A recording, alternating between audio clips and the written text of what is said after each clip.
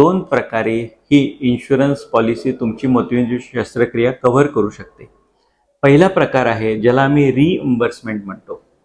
Reimbursement म्हणजे काय, तर तुम्ही डोळ्याच्या कुठल्याही हॉस्पिटलला जाऊ शकता आणि तिथे तुमचं मोतियाबिंदूचं निदान झालं असेल तर तुम्ही ऑपरेशन करण्याच्या पूर्वी इन्शुरन्स कंपनीला कल्पना देऊ शकता की मी या हॉस्पिटलमध्ये या दिवशी मोतियाबिंदूची शस्त्रक्रिया प्लॅन केलेली आहे.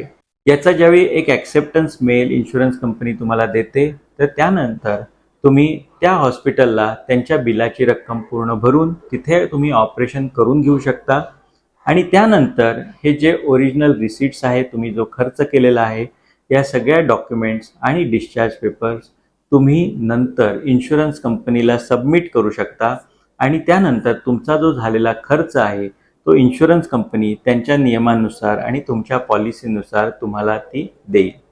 याला रिइम्बर्समेंट प्रोसिजर असं म्हणतात. दुसरा जो प्रकार आहे त्याला कॅशलेस प्रोसिजर असं म्हणतात.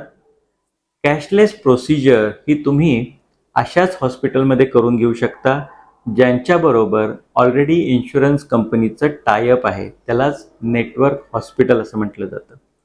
तर जर तुम्हाला एका हॉस्पिटलमध्ये जर आपल्याला इन्शुरन्सच्या अंडर ऑपरेशन करून घ्यायचं असेल तर तुम्हाला हे पहिल्यांदा पाहावं लागेल की तुमची जी हेल्थ इन्शुरन्स पॉलिसी आहे त्याच्या नेटवर्कमध्ये हे हॉस्पिटल आहे की नाही.